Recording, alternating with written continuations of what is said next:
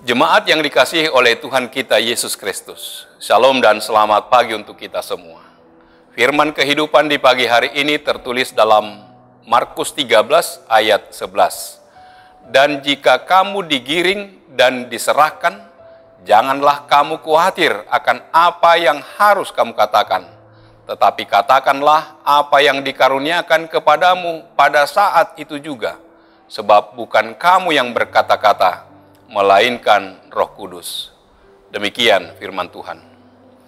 Saudara-saudara yang dikasihi oleh Tuhan kita Yesus Kristus, dalam Injil Markus pasal 13 ini, kita dapat menemukan nasihat dan nubuat tentang kebinasaan Yerusalem dan kedatangan Tuhan Yesus yang kedua kali.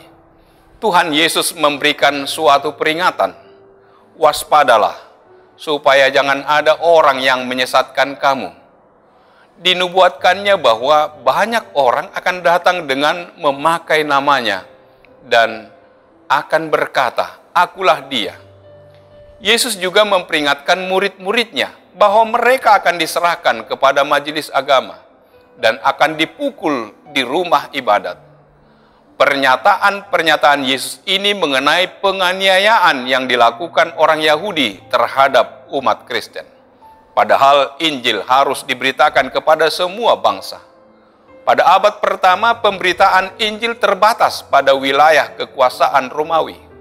Namun sekarang, Injil sudah diberitakan kepada semua bangsa, walaupun belum mencapai setiap suku bangsa.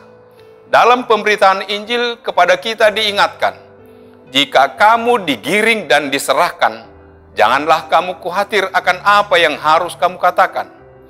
Ini merupakan penghiburan bagi mereka yang dianiaya.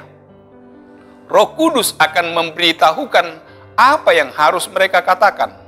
Dalam ayat selanjutnya dikemukakan cerita sedih tentang kekejaman yang terjadi antara orang Yahudi dan orang Kristen, antara saudara dan saudara, antara orang tua dan anak-anak. Pengikut-pengikut Kristus akan dibenci semua orang oleh karena namaku. Hanya mereka yang bertahan sampai akhir akan selamat, secara rohani dan untuk selama-lamanya. Ketabahan mereka bukanlah dasar keselamatan, melainkan lebih merupakan hasil daripada pertobatan mereka. Dalam mengabarkan Injil, rasa khawatir haruslah disingkirkan dan tidak ada yang perlu ditakuti. Janji Tuhan jelas bagi kita, yakni penyertaannya dalam mengabarkan Injil tersebut. Namun ada hal yang perlu diwaspadai, yakni terhadap penyesatan. Ada banyak yang akan mengklaim dirinya adalah Mesias dengan memakai nama Yesus, sehingga banyak orang disesatkan. Dan banyak kabar-kabar tentang peperangan dan perang saudara, gempa bumi dan kelaparan. Banyak umat Kristus dianiaya, diadili oleh majelis agama, dan dihadapkan ke pengadilan dan para penguasa. Konflik keluarga dibenci oleh karena nama Yesus. Sementara semuanya itu terjadi, ada tanda khusus, yaitu Injil harus diberitakan dahulu. Suatu keadaan yang paradoks dengan peristiwa-peristiwa yang akan terjadi sebelumnya.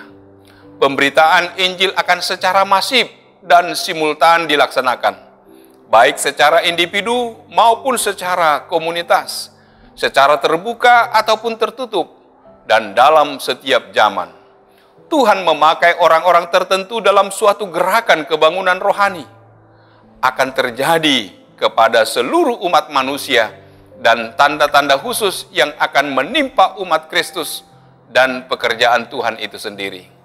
Namun, sementara semua itu terjadi, menjelang kepada kesudahannya, ada tips yang Yesus berikan dan janji, yaitu yang pertama adalah penghiburan Roh Kudus akan senantiasa menyertai dalam segala keadaan dan di mana saja, serta apa yang harus dikatakan, dan yang kedua adalah peneguhan bahwa barang siapa yang bertahan akan selamat. Meskipun kita harus menghadapi tekanan dan pergumulan karena iman percaya kita, namun kita diingatkan bahwa jika hal tersebut terjadi dalam hidup kita, tidak ada yang perlu ditakuti atau dikhawatirkan, karena ada Roh Kudus yang memberikan kekuatan dan kemampuan bagi kita dalam melewati setiap gelombang kehidupan yang kita jalani. Yang perlu bagi kita adalah tunjukkanlah keteguhan dan kesetiaan imanmu pada Tuhan, maka Dia sendiri yang akan bertindak menolong kita. Yesus Kristus telah menolong kita melalui Roh-Nya yang senantiasa menuntun dan menyertai kita dalam perjalanan hidup menuju keselamatan yang disediakan bagi orang yang percaya kepadanya. Amin. Marilah kita berdoa. Allah Bapa di surga, terima kasih Tuhan atas sapaan firman-Mu yang mengingatkan agar kami tidak khawatir terhadap apa yang harus kami katakan dalam perjalanan kehidupan kami ketika kami harus menghadapi aniaya oleh karena memberitakan Injil. Roh Kudus senantiasa menuntun dan menyertai kami.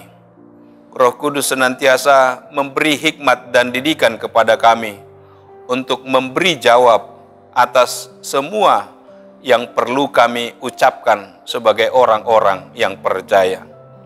Di dalam semuanya itu, biarlah Roh-Mu ya Tuhan yang memberi kekuatan, kemampuan bagi kami dalam menjalani kehidupan kami.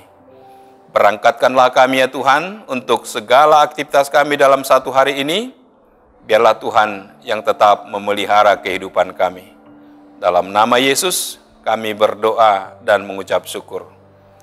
Amin. Anugerah dari Tuhan kita Yesus Kristus, kasih setia dari Allah Bapa, serta persekutuan dengan Roh Kudus, kiranya menyertai kamu sekalian. Amin.